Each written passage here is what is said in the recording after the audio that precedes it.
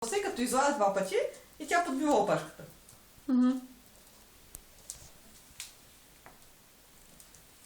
Какво ще стане?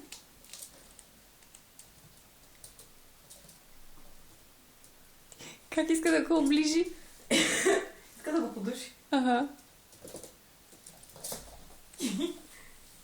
Кяра, не. Не, Кяра. Ще издеш една лапа. Той няма изрязани са му ногтите. Какви са смешни. Нали? Не. Не, Кяра.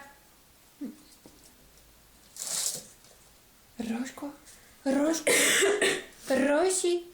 Роши. Рачко, какво става, миличък? Коя е тая мачка на халната? Паника. Бас на халата. Да.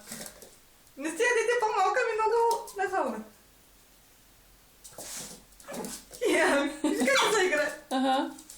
Ама той за първи път чува куче да лай. Рошко, не се пресняй, това не е куче. Добре, он не е куче. Обаче виждаш ли, той е Да, върви след нея.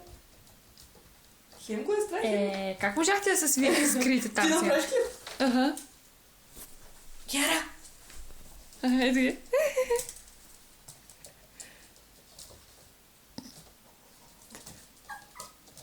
Айде да си играем, айде да си играем. Да.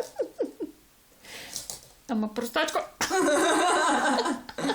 Не ми се играй. Нямаш да си играем.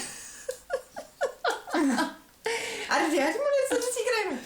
Айде. Абе, остави ме пас на хана. Няма, искам да си играем. Аз не знам дали що да пак. Ами не ми бъди лош, моля ти са. Мириши странно. Да. И тая лапа се искаш да ме удръш ние. Аз съм добра. О, легло, там легло. спиш. Моето легло. Махни се, махни се. Що иска да я подуши обаче?